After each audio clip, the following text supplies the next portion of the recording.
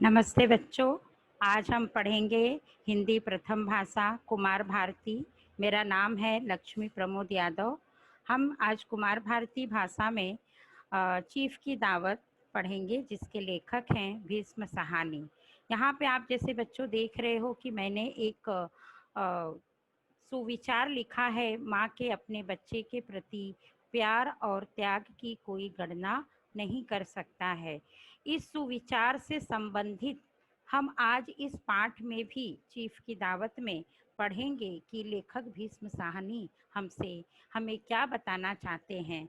उन्होंने आज की सामाजिकता में जिस प्रकार लोग अपने माता पिता को बड़े हो जाने पर बोझ समझते हैं, उन्हें वृद्धा आश्रम में भेज देते हैं, उनके प्रति उनका ख्याल नहीं रखते हैं, इस तरह की जो भी सामाजिक बातें हैं वो उन्होंने इस पाठ के ज़रिए हम सभी लोगों के सामने रखने का प्रयास किया है। आइए देखते हैं चीफ की दावत में भीष्म साहनी जी ने हमें क्या बताया है। चीफ का अर्थ होता है बड़ा साहब। जहाँ पे हम जिसके यहाँ काम करते हैं, जो हमारे मालिक होते हैं, उन्हें कहते हैं चीफ। तो आज वो सामनाथ के घर पर आने वाले हैं। उनके घर पर एक बहुत बड़ी पार्टी रखी गई है, जिसका आयोजन किया गया है। तो सामनाथ भी उसी पार्टी को खूब अच्छा सफल बनाने की कोशिश में अपने घर में बहुत प्रयास कर रहे हैं। तो देखते हैं। आज मिस्टर सामनाथ के घर चीफ की दावत थी। सामनाथ और उनकी धर्मपत्नी को पसीना पोंछने की फुर्सत न थी। पत्नी और पति चीजों की फेहरिस्त हाथ में थामे एक कमरे से दूसरे कमरे में आ जा रहे थे।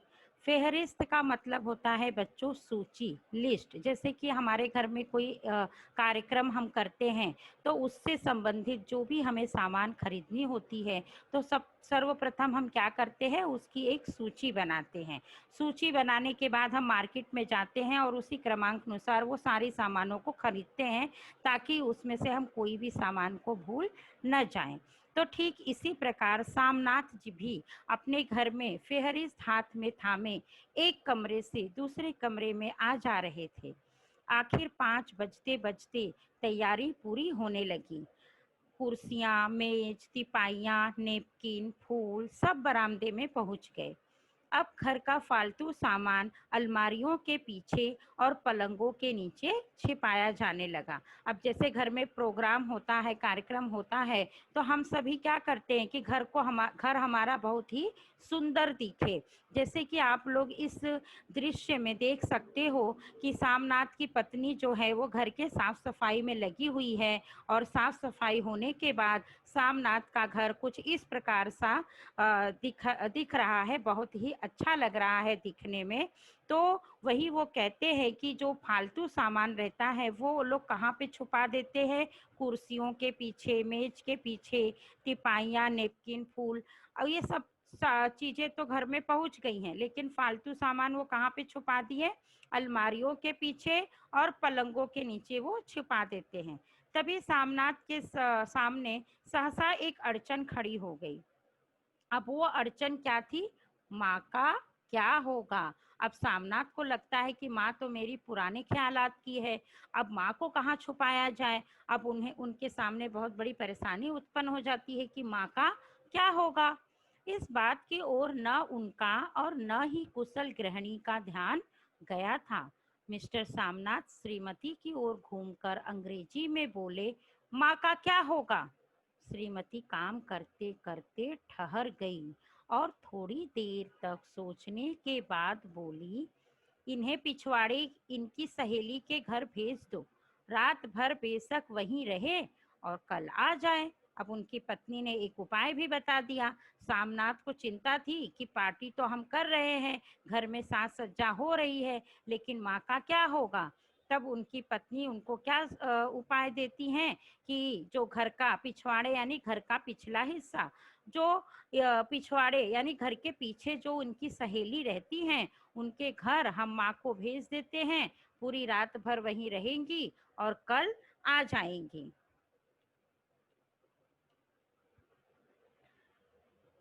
सामनाथ सिकुड़ी आंखों से श्रीमती के चेहरे की ओर देखते हुए पल भर सोचते रहे। अब सामनाथ सिकुड़ी आंखें, जैसे ये दोनों भाई हैं ना, इनको सिकोड़ते हुए वो थोड़ी समय तक अपनी पत्नी की तरफ देखते हैं, फिर सोचते हैं, फिर सिर हिलाकर बोलते हैं, नहीं, मैं नहीं चाहता कि उस बुढ़िया का आना जाना यहाँ फिर से शुरू हो। अब वो कहते हैं कि सामनाथ को पसंद नहीं है उनकी माँ की सहेली उनके घर में फिर से आने जाने लगे, इसीलिए वो जोर से आवाज में बोलते हैं कि नहीं, मैं नहीं चाहता हूँ कि उस बुढ़िया का आना जाना यहाँ पर फिर से शुरू हो जाए। पहले ही बड़ी मुश्किल से बंद किया था। माँ से कहें कि जल्दी ही खाना खा के शाम को ही अपनी कोठरी में चली जाए। अब सामनाथ देखो यहाँ क्या कहते हैं बच्चों, कि वो क्या सोचते हैं कि माँ की जो सहेली है वो फिर से आने जाने लगेगी, जो कि मुझे बिल्कुल पसंद नहीं है। तो ये लोग क्या एक रास्ता अपनाते हैं कि माँ को हम कह देंगे कि शाम को जल्दी से खाना खा लेंगे और अपनी कोठरी में चली जाएंगी। मेहमान कितने बजे आने वाले हैं? 8 बजे। अब आप जैसे इस चित्र में देख सकते हो, मैंने एक छोटा सा इस चित्र के माध्यम से आपके सामने एक कल्पनात्मक स्टोरी रखने का प्रयत्न की हूँ। जैसे कि देखिए, ये सामनाथ की माँ बैठी हैं, सामनाथ इनको कह रहे हैं कि आप जल्दी से खाना वाना खा के अपनी इस कोठरी में चली जाना, मेहमान का आने का टाइम 8 बजे है, इससे पहले ही हम अपने काम से निपट लेंगे। सुझाव ठीक था, दोनों को पसंद आया। अब दोनों को मतलब सामनाथ और उनकी पत्नी को, दोनों को ये सुझाव बढ़िया लगा। मगर फिर सहसा श्रीमती बोल उठी, जो वह सो गई और नींद में खर्राटे लेने लगी, तो साथ ही तो बरामदा है जहां लोग खाना खाएंगे। अब श्रीमती जी क्या कहती हैं, सुझाव तो पसंद आ गया, लेकिन अब वो क्या कहती हैं कि अगर वो खाना खाकर कोठरी में चली जाती हैं और सो गई, और सो जाने के बाद नींद में खर्राटा लेने लगेंगी, तब क्या होगा? और जो उनका रूम है वो बरामदे से लगकर ही है, जहां पर लोग बैठकर खाना खाएंगे।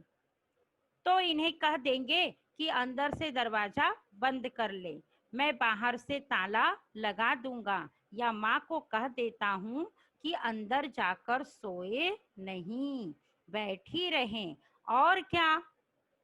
अब सामनाथ कहते हैं कि हाँ, ये भी बात सही है, लेकिन हम क्या करेंगे कि माँ को कह देंगे कि आप अंदर चली जाओ और दरवाजे को बंद कर लो, और मैं क्या करूँगा, बाहर से उसे ताला लगा दूंगा। और मैं माँ को कह देता हूँ कि जब तुम अंदर जाओगी तो बिल्कुल सोना नहीं, बैठी रहना, और क्या।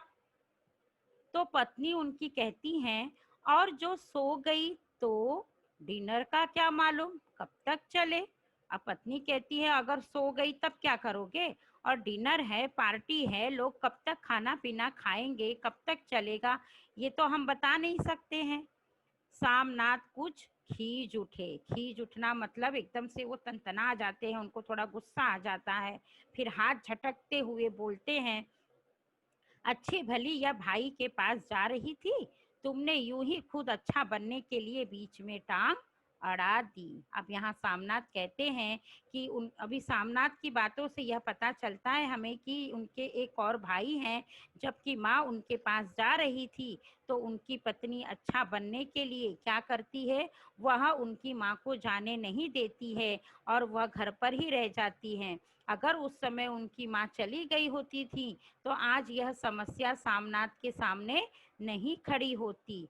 तुमने यूं ही खुद अच्छा बनने के लिए बीच में टांग अड़ा दी। यहाँ पे हम देख सकते हैं बच्चे कि आज के समय में, आज के समाज में यही वो माँ है जो आज इस सामनाथ को पढ़ा लिखा कर इतना बड़ा बना दी है, इतनी काबिलियत उनके अंदर दे दी है कि आज वो बड़े से दफ्तर में, बड़े से कार्यालय में काम कर रहे हैं। लेकिन जब उनके बॉस आने वाले हैं तो आज वही माँ उनके लिए समस्या बन गई है, जिसके लिए वो सोच रहे हैं कि आज माँ को हम कहाँ पर छुपाएं ताकि माँ सामनाथ के चीफ के सामने बिल्कुल ना आए।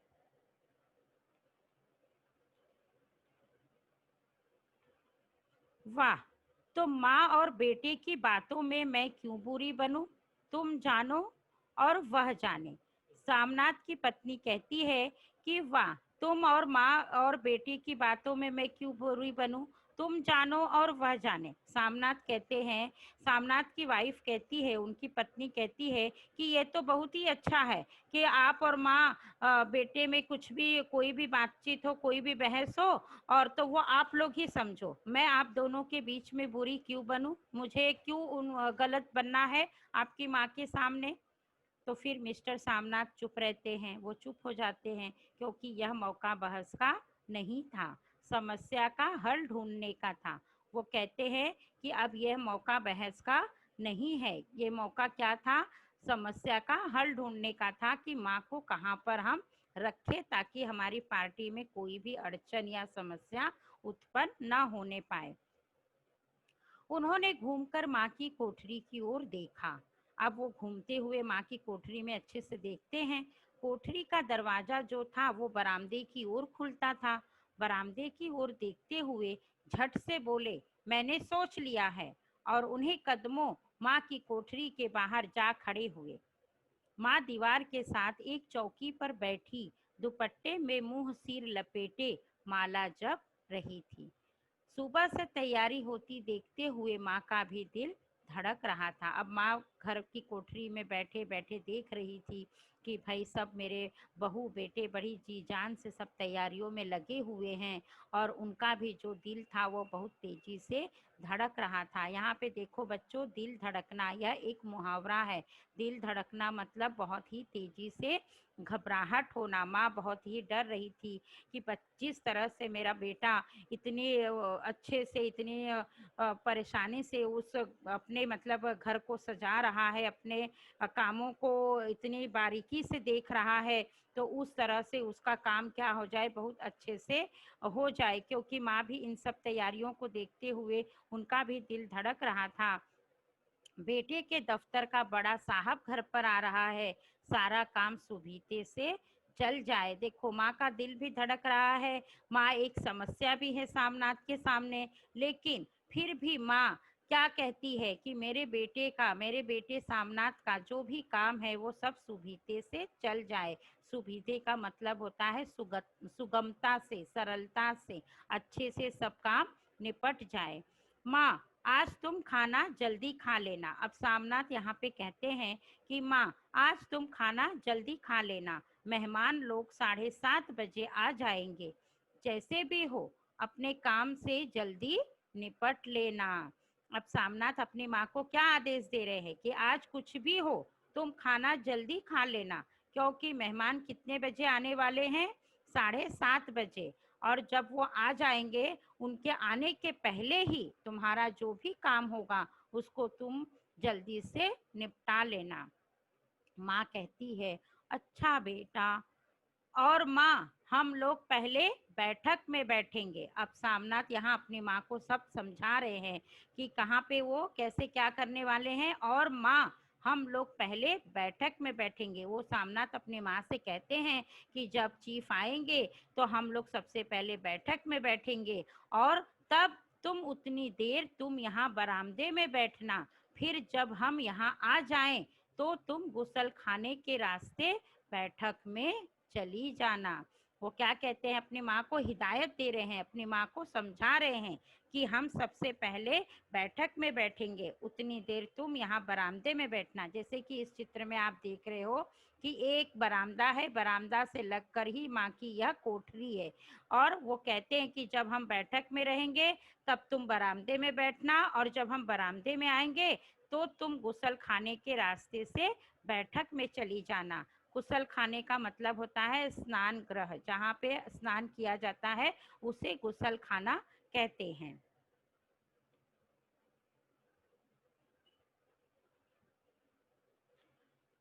माँ अवाक बेटे का चेहरा देखने लगी। माँ एकदम अवाक यानी आश्चर्यचकित से, माँ एकदम अवाक होकर अपने बेटे का चेहरा देखने लगती है। फिर धीरे से बोलती है, अच्छा बेटा।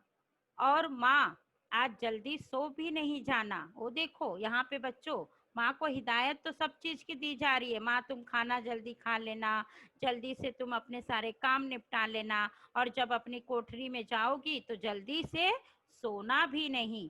क्यों जल्दी से सोना नहीं? क्योंकि माँ सोती है तो खर्राटों की आवाज दूर तक जाती है। वो सामनाथ कहते हैं कि तुम्हारे खर्राटों की आवाज दूर तक जाती है। माँ लज्जित सी आवाज में बोली। माँ बेचारी थोड़ी सी लज्जित यानी थोड़ा शर्मा जाना, माँ थोड़ी सी लज्जित हो जाती है और उसी आवाज में बोलती है, क्या करूं बेटा, मेरे बस की बात नहीं है। जब से बीमारी से उठी हूँ, नाक से सांस नहीं ले पाती। अब माँ कहती है बहुत ही लज्जित स्वर में, धीमी स्वर में अपने बेटा से कि मैं क्या करूं बेटा, जब से मैं बीमार होकर उठी हूँ तब से नाक से सांस ही नहीं ले पाती हूँ अच्छे से, और यह मेरे बस में थोड़ी ना है कि मैं खर्राटों को रोक लूं। फिर मिस्टर सामनाथ कहते हैं, मिस्टर सामनाथ ने तो इंतजाम कर दिया था, फिर भी उनकी उधेड़ बुन खत्म नहीं हो रही थी। उधेड़ बुन मतलब उनके दिमाग में कुछ न कुछ बातें चल रही थी, जो कि उनकी जो उलझने थी वो खत्म नहीं हो रही थी। अब फिर वो क्या सोचते हैं, जो चीफ अचानक उधर आ निकला तो अब वो सोचते हैं कि अगर चीफ वहीं से, मेरे जो बॉस हैं, जो मालिक है, अचानक उधर से ही आ निकले तो क्या होगा। 8-10 मेहमान होंगे। अब वो कहते हैं कि उनके साथ में 8-10 मेहमान तो होंगे ही, देसी अफसर, उनकी स्त्रियां भी होंगी, कोई भी गुसल खाने की तरफ जा सकता है। वो कहते हैं कि उनके साथ में देसी अफसर भी होंगी, उनकी पत्नियां भी होंगी, और कोई भी गुसल खाने के रास्ते की तरफ जा सकते हैं। क्षोभ और क्रोध में वह फिर झुंझुलाने लगा। क्षोभ यानी थोड़ा सा डर के मारे गुस्सा होता है और फिर झुंझुलाने लगते हैं। एक कुर्सी को उठाकर बरामदे की कोठरी में बाहर रखते हुए बोले, आओ माँ, इस पर जरा बैठो तो। अब क्या करते हैं, वो एक कुर्सी उठा के बरामदे में से कोठरी के बाहर रख देते हैं और माँ को कहते हैं कि आओ माँ, जरा इस पर बैठकर मुझे दिखाओ कि तुम किस तरह बैठती हो। माँ बेचारी माला को संभालती हुई, पल्ला ठीक करती हुई उठती हैं और धीरे से कुर्सी पर आकर बैठ जाती हैं। जैसे देखिए इस चित्र में मैंने यहाँ पे दिखाया है, बूढ़ी माँ अपनी कोठरी में बैठी हुई हैं। उनको अचानक से जब वो सोती हैं तो खर्राटों की आवाज आती है। अब यहाँ पे माँ बैठी हैं पैर लटका कर, तो माला संभालती हुई माँ कुर्सी पर बैठ जाती है। तो सामनाथ कहते हैं, यूं नहीं माँ, टांगे ऊपर चढ़ाकर नहीं बैठते, यह खाट नहीं है। आप लोग देखे होंगे बच्चों कि पिछले समय में मतलब प्राचीन समय में या जो हमारी संस्कृति है उसमें अधिकतर जो हमारी दादी नानी आजी जो भी होती हैं, अधिकतर वो सब खाट पर बैठती हैं तो पैर लटकाकर नहीं बैठती हैं, पैर को मोड़ कर बैठती हैं, क्योंकि यह एक हमारी संस्कृति भी है। और अधिकतर पैर उनके लटका के बैठने से भी उनके पैरों पर जोर पड़ता है, जिससे उन्हें तकलीफ होती है। इसीलिए ऐसे समय में वो लोग क्या करती हैं, पैर को मोड़ कर बैठती हैं। लेकिन सामनाथ को यह सब बिल्कुल पसंद नहीं था, क्योंकि वो आज की संस्कृति, आज के पाश्चात्य संस्कृति को वो अपनाते हैं, अभी के फैशन को वो अपनाते हैं, जिसमें उन्हें ऐसा लगता है कि उनकी माँ उस संस्कृति में ढल नहीं सकती है, और वह नहीं ढलेगी तो जिसकी वजह से उनको लज्जित होना पड़ेगा, उनकी बदनामी होगी सब जगह, और उनके जो बॉस है, जो चीफ हैं, ये सब उनको अच्छा नहीं लगेगा, और उसके पीछे क्या हो जाएगा कि मेरी तरक्की नहीं होगी, मेरा प्रमोशन नहीं होगी। तो ये जो पूरे पार्टी, जो ये पूरे दावत का इंतजाम है, उसके पीछे सामनाथ का उद्देश्य क्या है कि बॉस को खुश करना, खुश करने के बाद उनसे अपने अपने प्रमोशन को पाना, मतलब एक पद से दूसरे पद की ओर अग्रसर होना, जिसकी वजह से वो चाहते हैं कि माँ भी उन्हीं की तरह आज की संस्कृति में ढल जाए, जिसकी वजह से उनका स्टेटस और भी बढ़ जाए। माँ बेचारी झट से टांगे नीचे उतार लेती है, और खुदा के वास्ते नंगे पांव नहीं घूमना, न ही वह खड़ाऊ पहनकर सामने आना। पहले के समय में जो भी लोग थे वो क्या करते थे, खड़ाऊ जानते होगे, जो लकड़ी से चप्पल बनती है उसको हम खड़ाऊ कहते हैं। जैसे आपने रामायण में भी देखा होगा, श्री रामचंद्र जी जब वनवास की तरफ जाते हैं तो उनके पैरों में भी खड़ाऊ होता है। तो खड़ाऊ अधिकतर संत लोग भी पहनते हैं। तो वो माँ भी वही पहनकर घर में रहती है। लेकिन सामनाथ क्या कहते हैं कि घर में हम देखो अधिकतर लोग चप्पल नहीं पहन के चलते, लेकिन जो फैशनेबल होते हैं, जो बड़े घर के लोग होते हैं, वो बिना चप्पल पहने अपने घरों में भी नहीं चलते हैं। तो सामनाथ भी यहाँ पर वही चीज कहते हैं कि खुदा के वास्ते नंगे पांव नहीं घूमना, न ही वह खड़ाऊ भी पहनना।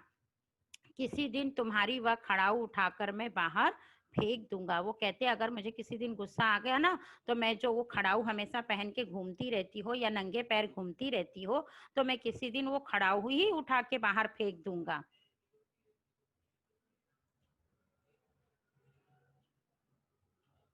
अब यहाँ पे देख रहे हो आप चित्र में, जैसे माँ सहमी हुई है और माँ चीफ से हाथ मिलाते हुए, माँ इन सब बातों को सुनकर बेचारी चुप रहती हैं। फिर सामनाथ माँ से कहते हैं, कपड़े कौन से पहनोगी माँ? जो है वही पहनूंगी बेटा, जो कहो पहन लूं। अब बेटा माँ से पूछ रहा है कि माँ ये सब तो चलो ठीक है, ये सब मैं तुमको समझा दिया, लेकिन अब मुझे ये बताओ कि कपड़े कौन से पहनोगी? तब माँ कहती है कि बेटा जो मेरे पास है मैं वही पहन लूंगी। मिस्टर सामनाथ अधखुली आंखों से माँ की ओर देखने लगे और माँ के कपड़ों की सोचने लगे। वो माँ के पूरे ऊपर से नीचे देखते हैं और फिर सोचते हैं कि ये तो कपड़ा बराबर नहीं है, तो अब मुझे माँ को दूसरा कपड़ा देना चाहिए। तो देखो यहाँ पे वो कहते हैं कि कपड़ों के बारे में अब वो सोचने लगते हैं।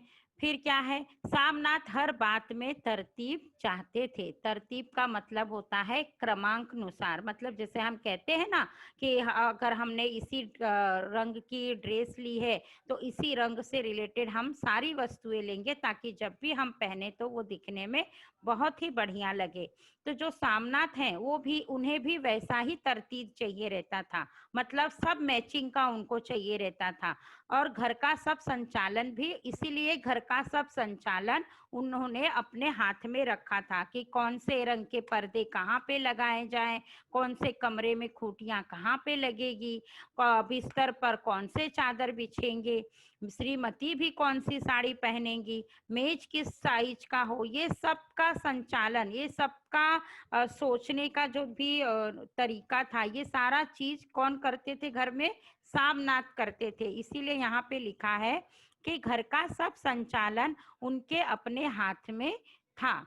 खूंटियां कमरों में कहाँ लगाई जाएं, बिस्तर कहाँ पर बिछे, किस रंग के पर्दे लगाए जाएं, श्रीमती कौन सी साड़ी पहने, मेज किस साइज की हो, इन सभी बातों की सामनाथ को चिंता थी कि अगर चीफ का साक्षात्कार, साक्षात्कार का मतलब होता है आमना सामना, माँ से हो गया तो कहीं लज्जित नहीं होना पड़े। अब सामनाथ को इन सब बातों से भी चिंता हर वक्त लगी रहती थी कि अगर माँ मेरी ऐसी है, अगर मेरी माँ का साक्षात्कार चीफ के साथ हो जाएगा, तब उस समय क्या होगा, उसकी वजह से मुझे कहीं लज्जित नहीं होना पड़े।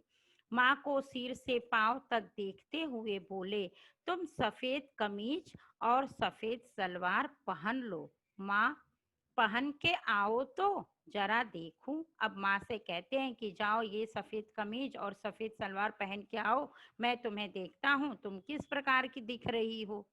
माँ बेचारी धीरे से उठ जाती हैं, अपनी कोठरी में कपड़े पहनने चली गई। यह माँ का झमेला ही रहेगा। अब सामनाथ कहते हैं कि यह तो माँ का झमेला ही रहेगा, पता नहीं इस झमेले में सब मेरी पार्टी किस प्रकार होगी, ऐसा वो सोचते हैं। उन्होंने फिर अंग्रेजी में अपनी पत्नी से कहा, ढंग की भी बात, ढंग की बात भी हो तो कोई, अगर कहीं कोई उल्टी सीधी बात हो गई, चीफ को बुरा लगा तो सारा मजा जाता रहेगा। अब यहाँ पे सामनाथ कहते हैं कि अगर कुछ भी उल्टी सीधी बात हो जाती है और चीफ को बुरा लग जाता है, तो क्या हो जाएगा, सारा मजा चला जाएगा पार्टी का। और जो मैं प्रमोशन पाने के लिए, चीफ की खुशामद करने के लिए जो मैं दावत दे रहा हूँ, वो दावत भी मेरी असफल हो जाएगी। माँ सफेद कमीज और सफेद सलवार पहनकर बाहर निकलती हैं। छोटा सा कद, सफेद कपड़ों में लिपटा छोटा सा सूखा हुआ शरीर, धुंधली आंखें, केवल सिर के आधे झड़े हुए बाल पल्ले की ओट में छिपा है। अब माँ आ जाती हैं बाहर। अब बाल अभी अधिकतर आप लोग देखे होंगे कि वृद्ध जो महिलाएं होती हैं उनके सर पे से अधिकतर बाल झड़ गए होते हैं। और आजकल तो यह आम बीमारी हो गई है, आम बात हो गई है, क्योंकि आजकल बच्चों में भी यही परेशानियां पाई जाती हैं, नवयुवकों में भी यही परेशानियां पाई जाती हैं। लेकिन जब सामनाथ अपनी माँ को उस तरह से कपड़े पहन के आने के लिए कहते हैं, तब माँ उनके सामने आती हैं। तब वो कहते हैं कि अब तो यह पहले से कुछ ही कम कुरूप नजर आ रही थी। मतलब उनको ऐसा प्रतीत हो रहा था कि पहले माँ जब मैं माँ को नहीं बोला था कि ये सब चीजें पहन के आओ, तब तो माँ कुछ ज्यादा ही कुरूप दिख रही थी। लेकिन मेरे कहने से माँ ने थोड़ा सा परिवर्तन किया, तो अब थोड़ी माँ कुरूप कम नजर आ रही हैं। लेकिन ये यहाँ पे वो बार बार अपनी माँ को अपमानित कर रहे हैं, लेकिन उनको केवल अपनी प्रमोशन और चीफ की खुशामद के आगे उन्हें ये नहीं दिख रहा है कि माँ के अंदर भी एक दिल है, जिसे मैं कितनी चोट पहुंचा रहा हूं, उन्हें इसकी वजह से कितनी ठेस लग रही होगी। इन सभी बातों से सामनाथ वंचित है, उनका ध्यान बिल्कुल भी नहीं है। फिर सामनाथ कहते हैं, चलो ठीक है, कोई चूड़ियां उड़ियां हो तो वह भी पहन लो, कोई हर्ज नहीं। चूड़ियां कहाँ से लाऊं बेटा, तुम तो जानते हो सब गहने तुम्हारी पढ़ाई में बिक गए। अब माँ कहती हैं कि बेटा मैं चूड़ी कहाँ से लाऊं, कहाँ, तुम तो जानते हो कि जब तुम पढ़ाई कर रहे थे तो उस समय पैसों की जरूरत थी, तो सब गहने क्या हो गए, तुम्हारी पढ़ाई में बिक गए। अब यह वाक्य सामनाथ को तीर की तरह लग गया। तीर की तरह लगना ये भी एक मुहावरा है बच्चों। अब ये बातें सुनकर उन तीर की तरह उनको चुभ जाती है, अंदर चुभन चुभन लग जाती है, एकदम बाण की तरह लग जाती है। तब वो तनतना जाते हैं और तिनक कर बोलते हैं, यह कौन सा राग छेड़ दिया माँ, सीधा कह दो नहीं है गहने, बस इससे पढ़ाई वढ़ाई का क्या ताल्लुक है। गहने बिके तो कुछ बनकर ही आया हूँ, नीरा लडूरा तो नहीं लौट आया, जितना दिया था उससे दुगना ले लेना। अब जब सामनाथ को माँ की शब्द तीर की तरह लग जाती है, तो वो तनतना जाते हैं और माँ को कहते हैं गुस्से से कि अब ये कौन सी बात बोल रही हो, कौन सा राग छेड़ रही हो, सीधे से बोल क्यों नहीं देती हो कि गहने तो है ही नहीं मेरे पास। और वो कहते हैं कि मेरी पढ़ाई वढ़ाई से इसका क्या संबंध है, ताल्लुक यानी संबंध, इस मेरे पढ़ाई से क्या इसका संबंध है। अगर तुमने गहने बेचे हैं तो मैं कुछ लायक का बनकर आया हूँ। नीरा लडूरा का मतलब होता है खाली, खाली मतलब कुछ भी ऐसा नहीं कि आप तुमने पैसे मतलब दिए मेरी पढ़ाई के लिए, अपने गहने बेचे तो मैं कुछ बना नहीं, ऐसे ही आ गया, खाली ही लौट कर आ गया। जितना दिया था उससे तुम क्या करना, दुगना ले लेना। ये सारी चीजें वो अपनी माँ को बोलते हैं कि तुमने मेरी पढ़ाई में जितना पैसा लगाया है मैं कमाकर उससे तुमको दुगना दे दूंगा। लेकिन ये सारी बातें सुनकर माँ को देखो कैसा लगता है, मेरी जीभ जल जाए बेटा, तुमसे गहना लूंगी, मेरे मुंह से यूं ही निकल गया, जो होते तो लाख बार पहनती। अब देखो माँ अपने आप को ही कोसने लगती है, अपने आप को ही कहती है कि उसकी जीभ जल जाए बेटा, मैं तेरे पास से गहने क्यों लूंगी, अगर मेरे मेरे तो मुंह से ऐसे ही निकल गया, अगर मेरे पास होते तो मैं कितनी बार उसको, मैं लाखों बार पहनती। अब इन्हीं सब बातों में 5:30 बज चुके थे। अभी मिस्टर सामनाथ को खुद भी नहा धोकर तैयार होना था। श्रीमती कपकी अपने कमरे में जा चुकी थी। सामनाथ जाते हुए एक बार फिर माँ को हिदायत करते गए मतलब उनको समझाते हुए जाते हैं, माँ रोज की तरह गुमसुम बन के नहीं बैठी रहना। मतलब माँ रोज अपना शांति से अपने पूजा पाठ में अपना समय व्यतीत करती थी, तो सामनाथ माँ को समझाते हैं, बोलते हैं कि जिस तरह रोज तुम गुमसुम होकर शांत होकर बैठी रहती थी, अब वैसे बैठी मत रहना। अगर साहब वहाँ इधर आ निकले और कोई बात पूछे तो उसका जवाब तुम ठीक से देना। जिस तरह माँ छोटे बच्चों को हिदायत देती है कि मैं यहाँ जा रही हूँ तो तुम ऐसे करना, तुम वैसे करना, यहाँ मत करना, तुम्हें चोट लग जाएगी।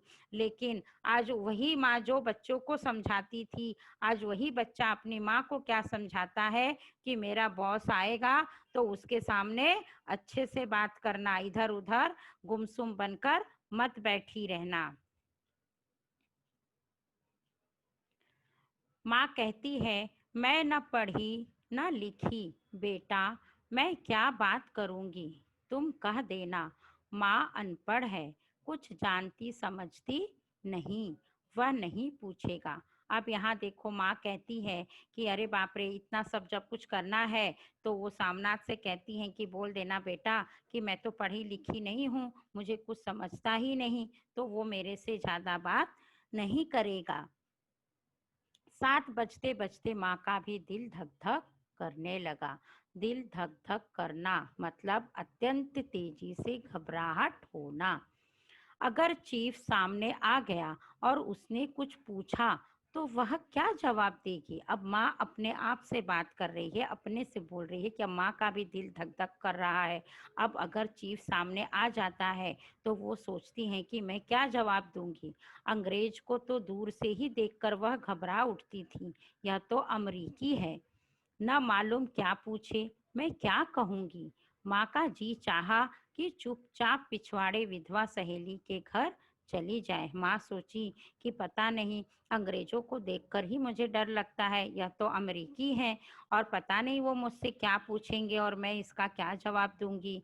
माँ को ऐसा लग रहा था कि मैं पिछवाड़े विधवा जो उनकी सहेली है उनके घर पर ही चली जाऊं, मगर बेटे के आदेश को कैसे टाल सकती थी।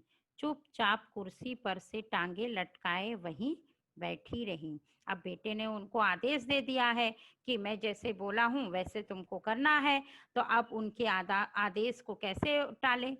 उनके आदेश मतलब सामनाथ के आदेश को माँ कैसे टाल सकती हैं। और वो क्या करती हैं, चुपचाप कुर्सी पर बैठी रहती हैं अपनी टांगे को लटकाए हुए। सामनाथ की पार्टी शुरू हो जाती है। वो सफलता के शिखर चूमने लगी। कहीं कोई रुकावट भी नहीं थी, कोई अड़चन भी नहीं थी।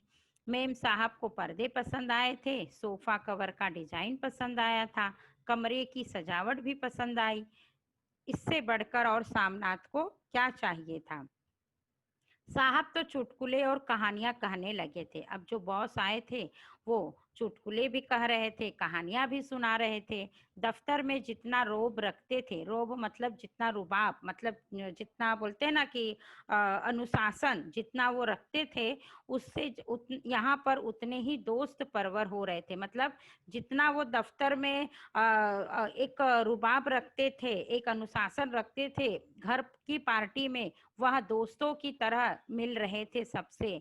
उनकी जो स्त्री थी वो काला गाउन पहने हुई थी, गले में सफेद मोतियों का हार पहनी थी, सेंट और पाउडर की महक से ओतप्रोत हो रहा था। कमरे में बैठी सभी देसी स्त्रियों का आराधना केंद्र बनी हुई थी। बात बात पर हंसती और बात बात पर सिर हिलाती। सामनाथ की स्त्री से तो ऐसे बातें कर रही थी जैसे कि उनकी वह पुरानी सहेली हो। अब इन्हीं सब चीजों में 10:30 बज गए। वक्त कब गुजर गया किसी को पता ही नहीं चला। जैसे कि आप लोग देख रहे हो कि यहाँ पे सब पार्टी चल रही है, सभी अपने में मग्न हैं और इसी मगनता में 10:30 बज गया और किसी को पता ही नहीं चला। आखिर सब लोग खाना खाने के लिए उठे और बैठक से बाहर निकले। आगे आगे सामनाथ रास्ता दिखाते हुए, पीछे चीफ और दूसरे मेहमान। अब सब लोग खाना खाने के लिए बैठक रूम की तरफ बाहर चलते हैं और आगे सामनाथ उनको रास्ता दिखाते हैं और पीछे जो चीफ के साथ मेहमान आए थे वो सब दूसरे मेहमान भी उनके पीछे पीछे चलने लगते हैं। बरामदे में पहुंचते ही सामनाथ सहसा ठिठक गए। ठिठक गए मतलब रुक जाना। बरामदे की तरफ जब वो पहुंचते हैं तो सामनाथ अचानक से ठिठक जाते हैं। क्यों? जो दृश्य उन्होंने देखा उससे उनकी टांगे लड़खड़ा गई। अब अचानक से उन्होंने क्या देखा वहां पे कि उनकी टांगे जो है कि बहुत ही लड़खड़ा जाती है। बरामदे में एन कोठरी के बाहर माँ अपनी कुर्सी पर ज्यों की त्यों बैठी थी। जैसे इस चित्र में आप देख सकते हो कि माँ ज्यों की त्यों बैठी थी, मगर दोनों पांव कुर्सी की सीट पर रखे हुए और सिर दाएं से बाएं और बाएं से दाएं झूल रहा था। मुंह में से लगातार गहरे खर्राटों की आवाजें भी आ रही थी। जब सिर कुछ देर के लिए टेढ़ा होकर एक तरफ को थम जाता तो खर्राटे और भी गहरे हो उठते, और फिर जब झटके से नींद टूटती तो सिर फिर दाएं से बाएं झूलने लगता। पल्ला भी सिर पर से खिसक गया था और माँ के झरे हुए बाल आधे गंजे सिर पर अस्त व्यस्त बिखर रहे थे। अब क्या देखते हैं सामनाथ की उनकी माँ जो थी वो कोठरी के बाहर पैर बांधे कुर्सी पर बैठी हुई थी, सिर दाएं से बाएं और बाएं से दाएं तरफ झूल रहा था। मुंह से उनके लगातार खर्राटों की आवाज भी आ रही थी। जब सिर कुछ देर के लिए इधर उधर हो जाता तब खर्राटा थोड़ी देर के लिए थम जाता और उसके बाद फिर भी वह गहरा हो उठता, जिसकी वजह से वो खर्राटों की आवाज जो थी और तेजी से बढ़ जा रही थी। फिर जब झटके से नींद टूटी तो सिर फिर दाएं से बाएं झूलने लगता। अब पल्ला जो था वो सिर पे से खिसक गया था, जिसकी वजह से माँ के जो बाल झड़े हुए थे वो गंजे के रूप में दिख रहे थे, और जो थोड़े बहुत बाल उनके सिर पे बचे थे वो हवा की वजह से यहाँ वहाँ अस्त व्यस्त बिखरे हुए थे। अब यह सब देखते हुए सामनाथ क्रुद्ध हो उठते हैं, उनको बहुत गुस्सा आता है। जी चाहा कि माँ को धक्का देकर उठा दे। अब उनको इतना गुस्सा आ रहा है कि माँ को धक्का दे दूं और धक्का देने के बाद उनको कोठरी में धकेल दूं, मगर ऐसा करना उनके लिए संभव नहीं था। क्यों संभव नहीं था? क्योंकि उनके साथ चीफ और बाकी मेहमान भी उनके पास में ही खड़े थे। इसके आगे का हम कंटिन्यू नेक्स्ट लेक्चर में करेंगे, जिसका वीडियो मैं बहुत ही जल्द अपलोड करूंगी।